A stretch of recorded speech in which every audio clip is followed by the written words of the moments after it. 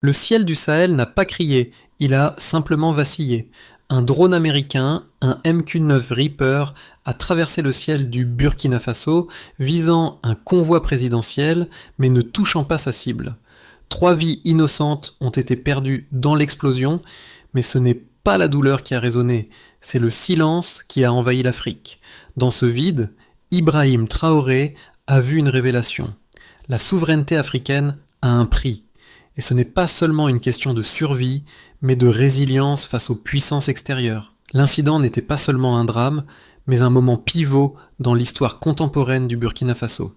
Le missile raté, la perte tragique de 3 vies innocentes et le silence des puissances occidentales ne peuvent être ignorés. Ibrahim Traoré, survivant d'une attaque qui aurait pu le coûter la vie, se trouve à un carrefour crucial.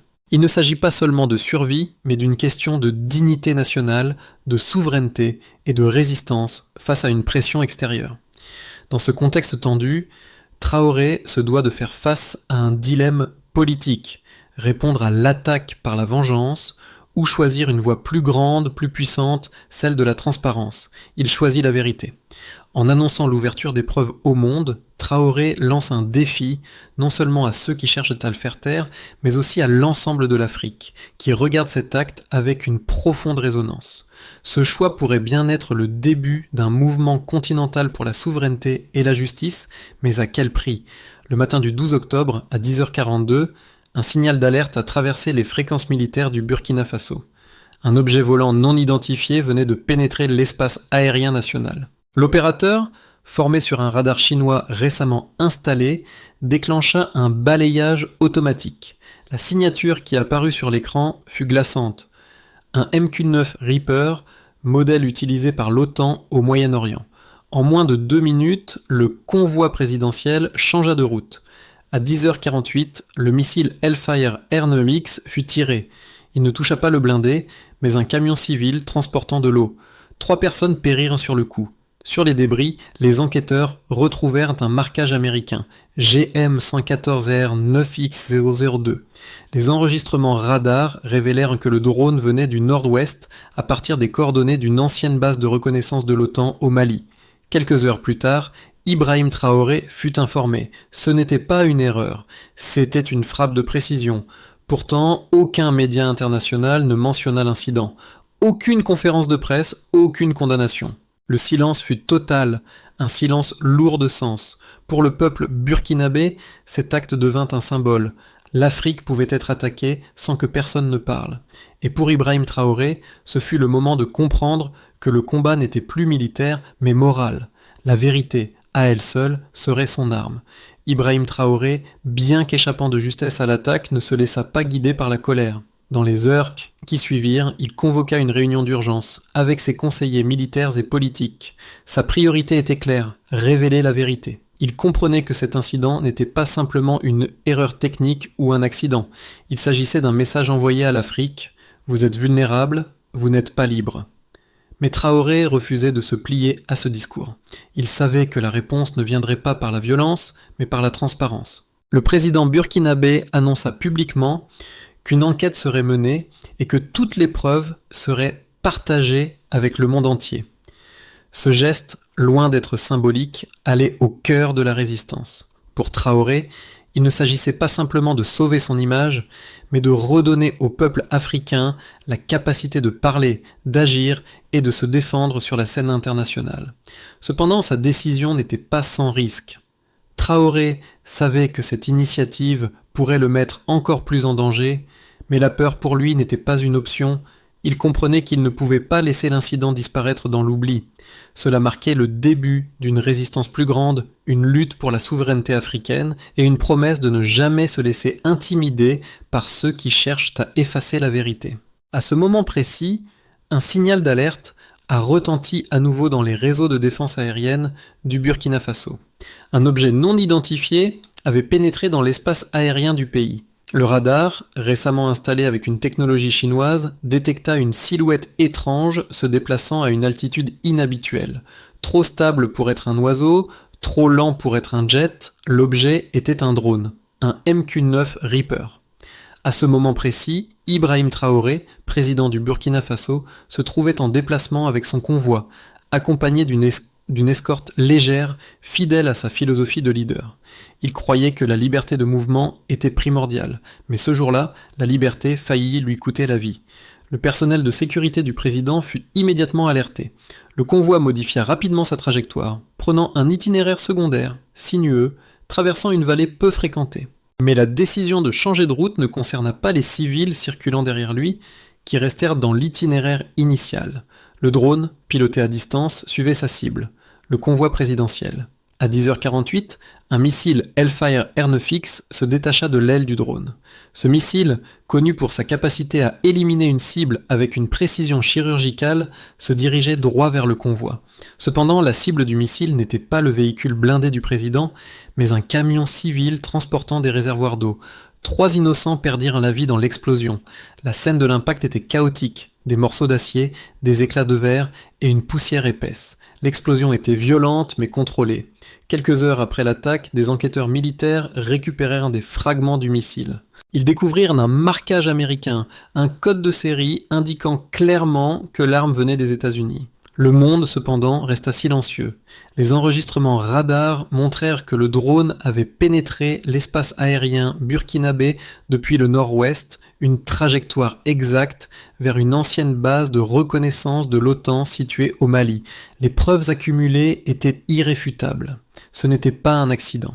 Les autorités de l'OTAN se contentèrent d'un silence gêné et les médias internationaux restèrent muets, sans poser de questions. Pas de condamnation, pas de reportage, pas de réflexion. Le Burkina Faso se retrouva seul, victime d'un acte de guerre invisible et non déclaré. Pour Ibrahim Traoré, l'attaque devint plus qu'une tentative de l'éliminer physiquement. C'était une déclaration de puissance, un avertissement adressé à toute l'Afrique. Mais au lieu de répondre par la violence, Traoré choisit de répondre par la vérité. Il annonça publiquement qu'une enquête complète serait menée et que toutes les preuves seraient rendues publiques. Cette décision, loin d'être une simple réaction politique, devint un acte de défi. Traoré savait qu'il risquait de perdre son soutien international, mais il avait une conviction profonde. La souveraineté d'un pays ne doit pas être négociée et la vérité ne doit pas être dissimulée, peu importe les conséquences. Cette position, courageuse mais dangereuse, marqua le début d'une ère nouvelle pour le Burkina Faso. Ce qui avait commencé comme un incident isolé allait se transformer en une déclaration de principe contre l'ingérence étrangère, mais aussi un appel à l'unité de l'Afrique face aux défis géopolitiques du continent. Les preuves commencèrent à s'accumuler avec une précision presque chirurgicale. Les équipes techniques du Burkina Faso collectèrent les fragments du missile Hellfire Air9X et les données radar de l'incident. Les marquages retrouvés sur la carcasse indiquaient clairement une série américaine, GM114R9X002. Ces chiffres, inscrits dans le métal, furent la première pièce du puzzle. Les ingénieurs militaires comparèrent ensuite les fréquences du signal émis par le drone à celles enregistrées lors de missions de l'OTAN en Libye et en Syrie. Le résultat était sans équivoque, le même schéma de transmission cryptée. La probabilité d'une coïncidence fut estimée à moins de 3%. De plus, les données satellites confirmèrent qu'un avion ravitailleur américain KC-135 opérait à proximité du Sahel au moment de l'attaque. Cet appareil, censé participer à un exercice antiterroriste, s'était discrètement connecté au drone juste avant son entrée dans l'espace aérien burkinabé. Chaque donnée, chaque coordonnée formait un récit clair. La frappe n'était pas un accident, mais une opération contrôlée, exécutée avec des moyens sophistiqués. Face à ces éléments, Ibrahim Traoré décida de rendre les preuves publiques. Dans une conférence télévisée, il présenta les images des fragments, les relevés radars et les enregistrements satellites. Il affirma « Ils ont voulu nous effacer, mais nous répondons avec la transparence. Le mensonge se cache, la vérité se montre. » Ce geste fut inédit. En moins de 24 heures, les images circulèrent sur les réseaux africains, relayées par des journalistes indépendants de Bamako, Niamey et Addis Abeba. Les observateurs internationaux, d'abord sceptiques, furent forcés d'admettre la cohérence du dossier. Même des experts occidentaux reconnurent que le missile utilisé n'appartenait à aucun stock africain connu. Dans le même temps, les chaînes d'information occidentales restaient muettes. Aucun grand média ne mentionna le rapport. Le contraste entre la rigueur des preuves et le mutisme de la presse internationale devint lui-même une donnée révélatrice. Selon les estimations internes du gouvernement burkinabé, plus de 40 millions de personnes à travers l'Afrique virent les documents publiés dans les 48 premières heures. L'impact fut colossal. Ce que Traoré venait de faire, c'était transformer un acte de guerre en un acte de pédagogie politique. Montrer que la souveraineté n'est pas un mot, mais un ensemble de faits mesurables, quantifiables, vérifiables. Les chiffres, loin d'être froids, devenaient le langage d'une résistance nouvelle, une résistance qui ne portait pas d'armes, mais des preuves. Et dans ce langage, Ibrahim Traoré venait d'écrire la première ligne d'un manifeste africain pour la vérité et la dignité. Les réactions internationales ne tardèrent pas à se diviser. À Washington, un porte-parole du département d'État parla d'un malentendu technique. À Bruxelles, les responsables de l'OTAN évitèrent les questions, évoquant une erreur de communication. En revanche, à Ouagadougou, les faits restaient visibles, tangibles, indéniables. Ibrahim Traoré, fidèle à sa ligne de conduite, refusa la rhétorique de la confusion. « Nous n'accusons personne sans preuve, déclara-t-il, mais nous ne permettrons pas non plus que notre ciel devienne un terrain d'essai pour les puissants. » Ce ton mesuré renforça sa crédibilité. Les analystes africains saluèrent la retenue de son discours, le qualifiant de contre-attaque morale. Dans plusieurs capitales africaines, des éditorialistes prirent sa défense, soulignant que cette approche marquait un tournant dans la diplomatie du continent, ne plus réagir par la colère mais par la méthode. Le contraste devint alors évident. D'un côté, des gouvernements occidentaux qui minimisaient l'incident. De l'autre, un dirigeant africain qui documentait, expliquait, démontrait. Cette inversion des rôles, rare dans les relations internationales, fit de Traoré un symbole.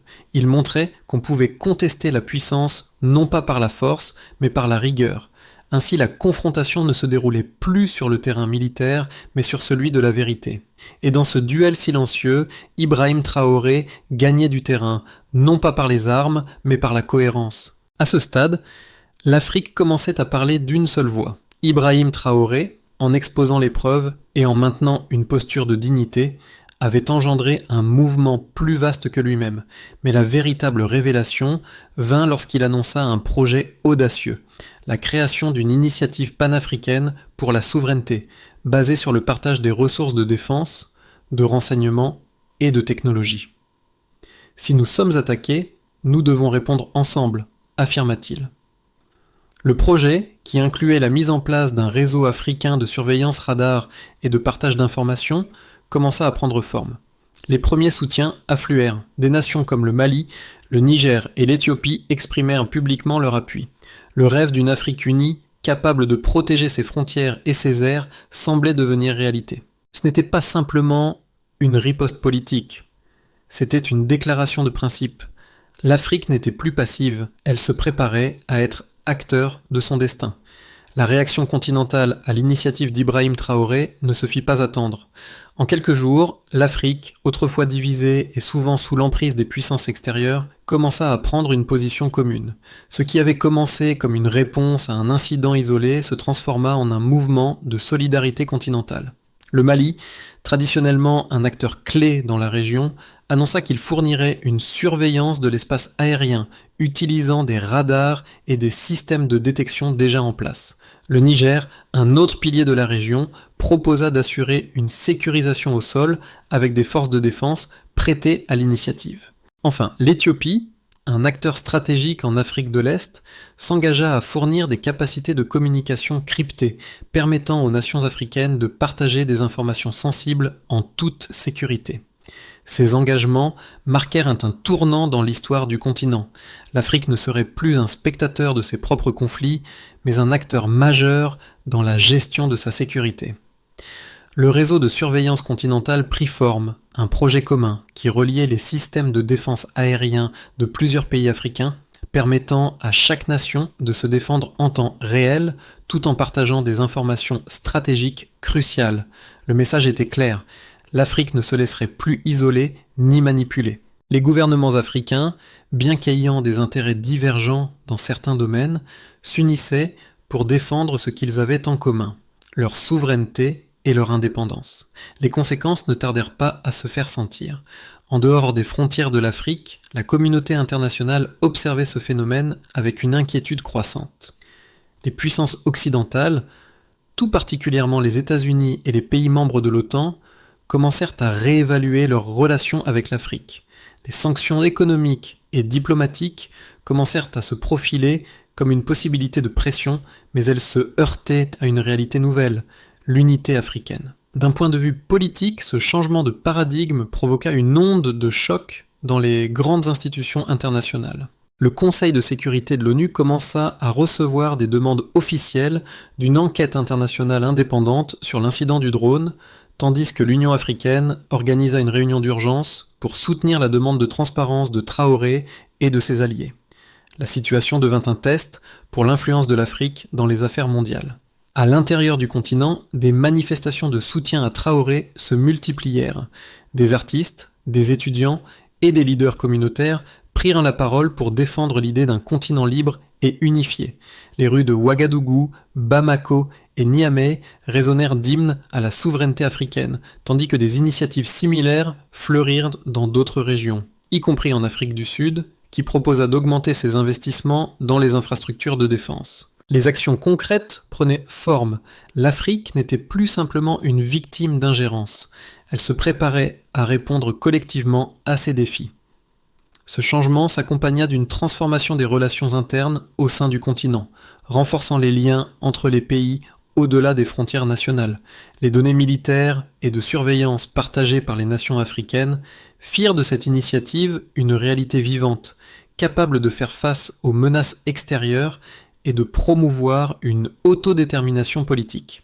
L'initiative d'Ibrahim Traoré pour la souveraineté africaine n'était pas simplement un acte de résistance contre un drone, mais un projet à long terme qui redéfinissait la place de l'Afrique sur la scène internationale. Alors que les bases de ce projet se posaient, 3 scénarios possibles émergeaient pour l'avenir. Dans un premier scénario, l'initiative panafricaine pour la souveraineté prend de l'ampleur, avec des dizaines de pays africains rejoignant le réseau de défense et de surveillance commune. L'unité du continent se renforce et des accords régionaux sont signés pour la mise en place d'un fonds africain de défense, financé par des ressources naturelles telles que l'or, l'uranium et le pétrole. Ces ressources, auparavant exploitées par des entreprises étrangères, sont désormais utilisées pour financer des projets de défense et de développement au service de l'Afrique. Les gouvernements occidentaux, voyant l'ampleur du mouvement, font des concessions économiques et diplomatiques, réduisant les pressions sur les pays africains. L'Afrique devient ainsi un acteur incontournable dans la gestion de ses affaires géopolitiques. Dans un deuxième scénario, plus modéré, plusieurs pays africains suivent le modèle proposé par Ibrahim Traoré. Mais l'unité continentale reste fragile. Certains pays hésitent à s'engager pleinement dans le projet de défense commune, préoccupés par leurs relations économiques avec l'Occident. Néanmoins, les accords sur la défense et le partage des ressources connaissent un certain succès. Le réseau de surveillance aérienne devient opérationnel dans plusieurs pays, permettant à l'Afrique de mieux se défendre contre toute ingérence étrangère. Cependant, l'Afrique reste confrontée à des tensions internes, notamment entre les pays qui ont un rapport historique de dépendance à l'Occident et ceux qui cherchent à s'émanciper. Dans un troisième scénario, la résistance internationale face à l'initiative panafricaine d'Ibrahim Traoré est plus forte que prévu. Les sanctions économiques et diplomatiques contre les pays africains qui participent au projet sont sévères, notamment de la part des États-Unis et des membres de l'UE. La situation politique interne de certains pays africains se détériore, avec des manifestations populaires contre les gouvernements perçus comme trop alignés avec l'initiative de Traoré. Les tensions géopolitiques s'intensifient et des incidents militaires isolés se produisent à la frontière entre des pays européens et africains alimentant des conflits locaux. Cependant, cette réaction ne fait qu'alimenter la perception d'une Afrique qui lutte pour sa souveraineté. Dans ce scénario, bien que le projet échoue à réunir un large consensus continental, il permet à des nations comme le Burkina Faso, le Mali et le Niger de commencer à se protéger collectivement des ingérences extérieures. Ces 3 scénarios montrent à quel point l'initiative de Traoré pourrait changer les rapports de force géopolitiques, qu'il s'agisse d'une unité croissante ou d'une résistance prolongée. Ce qui est certain, c'est que le projet ne sera pas facile à mettre en œuvre, ni il marque déjà un tournant pour l'Afrique. Le défi d'Ibrahim Traoré, bien qu'incroyablement ambitieux, résonne profondément au-delà des frontières du Burkina Faso.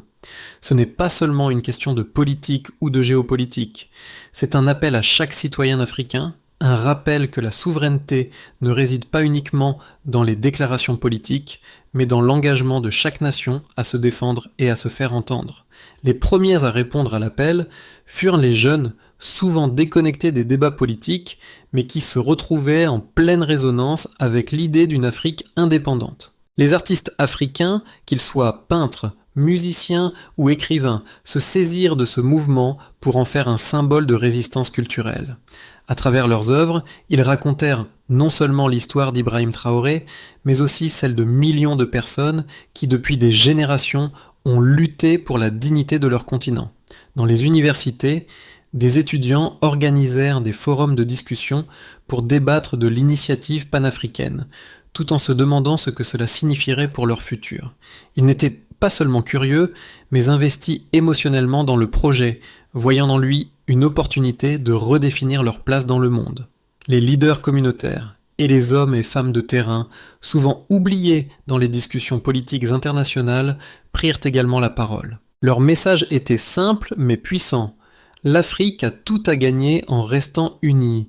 Le soutien n'était pas uniquement politique, mais profondément humain, une réponse collective à des décennies de marginalisation. Mais derrière ce mouvement se trouvait une vérité plus intime. L'Afrique est plus que jamais à un carrefour. Le défi n'est pas seulement de défendre une idée ou un projet, mais de faire en sorte que chaque Africain sente qu'il a une place dans cette vision commune de la souveraineté. Ibrahim Traoré ne se contenta pas de dénoncer une injustice. Il proposa un chemin clair, un plan d'action pour l'avenir. Le projet panafricain qu'il lança ne se limitait pas à une simple défense contre les ingérences extérieures, mais cherchait à transformer les bases mêmes de la gouvernance africaine en créant des institutions communes et des mécanismes de défense partagés. Tout d'abord, il proposa la création d'une coalition sécuritaire africaine. Dans cette première phase, chaque pays africain serait invité à adhérer à un système de défense collectif, visant à créer un réseau de surveillance continue de l'espace aérien et des frontières. Cette initiative comprendrait des radars modernes, des centres de données communs et des moyens de communication sécurisés. L'objectif est de rendre les nations africaines autonomes en matière de défense et de renseignement. Le Niger, le Mali et le Burkina Faso ont déjà pris l'initiative en fournissant des ressources et des infrastructures dans cette phase. Ensuite, il avança l'idée de consolider un fonds souverain africain. Pour rendre ce système autonome et viable, Ibrahim Traoré proposa la création d'un fonds commun, alimenté par les ressources naturelles du continent. Le pétrole, l'or et l'uranium seraient utilisés pour financer cette défense continentale. Ce fonds ne serait pas soumis à l'influence des pays occidentaux, garantissant ainsi une indépendance économique à l'Afrique. Enfin, il souligna l'importance de l'éducation et de la culture. Cette dernière phase vise à intégrer cette nouvelle vision dans l'éducation et la culture africaine. Cela comprend la création de programmes éducatifs sur l'histoire de l'Afrique, la formation des jeunes en matière de défense et de diplomatie, ainsi qu'un mouvement culturel qui promeut une Afrique unie, libre et souveraine. Le but est de préparer les générations futures à maintenir cette autonomie face à toute forme d'ingérence extérieure. Ce plan en 3 étapes présente une vision audacieuse pour un continent unifié et autonome, mais sa mise en œuvre nécessitera un engagement collectif, un défi de taille. Mais à mesure que le soutien à Ibrahim Traoré grandit, il devient évident que cette initiative pourrait bien devenir la pierre angulaire de l'avenir de l'Afrique. La fin du voyage d'Ibrahim Traoré, bien qu'encore incertaine, se dessine sous un ciel africain chargé de promesses. Ce ciel, autrefois témoin d'une attaque ciblée, est désormais le symbole d'une résistance silencieuse mais puissante. Ibrahim Traoré, celui qui a survécu à un missile, est devenu plus qu'un simple président. Il est l'incarnation d'un continent en éveil, prêt à revendiquer sa place dans le monde. Ce retournement de situation, où la survie d'un homme devient un symbole de la lutte collective, est un acte de défi contre ceux qui ont tenté de réduire l'Afrique à un simple terrain d'affrontement géopolitique. Mais au lieu de se laisser submerger par la peur ou la colère, Traoré a choisi de répondre par la vérité, par la transparence et la dignité. Dans les villages de Ouagadougou, au marché de Bamako, les gens commencent à comprendre que la lutte pour la souveraineté est bien plus qu'une bataille contre l'injustice d'un moment donné.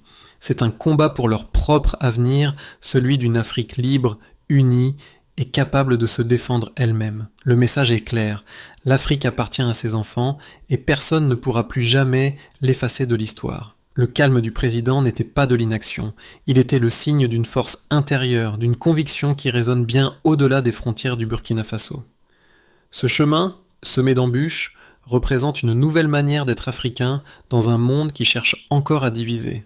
L'histoire d'Ibrahim Traoré et de son combat pour la souveraineté africaine est loin d'être terminée. Elle ne fait que commencer et chaque voix compte dans ce voyage vers un avenir plus libre. Cette initiative panafricaine, née de la tragédie d'un missile, devient maintenant un symbole de résilience collective. Mais la question se pose, qu'allons-nous faire ? Nous, en tant qu'individus, avons le pouvoir d'influencer cette transformation. Rejoignez ce mouvement, partagez votre soutien à travers les réseaux sociaux, dans vos communautés, dans vos conversations quotidiennes. Rappelez-vous, ce n'est pas seulement le combat d'un homme, c'est celui de tout un continent. L'Afrique mérite de se faire entendre, mais cela nécessite un engagement de chacun d'entre nous. Faites passer le message. La vérité doit être défendue, et l'Afrique a le droit de se tenir debout, libre et digne. Chaque like, chaque partage, chaque commentaire est une manière de faire entendre cette voix collective. Vous avez un rôle à jouer dans cette histoire, alors ne restez pas en dehors de cette révolution. Ensemble, faisons en sorte que cette vérité ne disparaisse jamais dans l'oubli.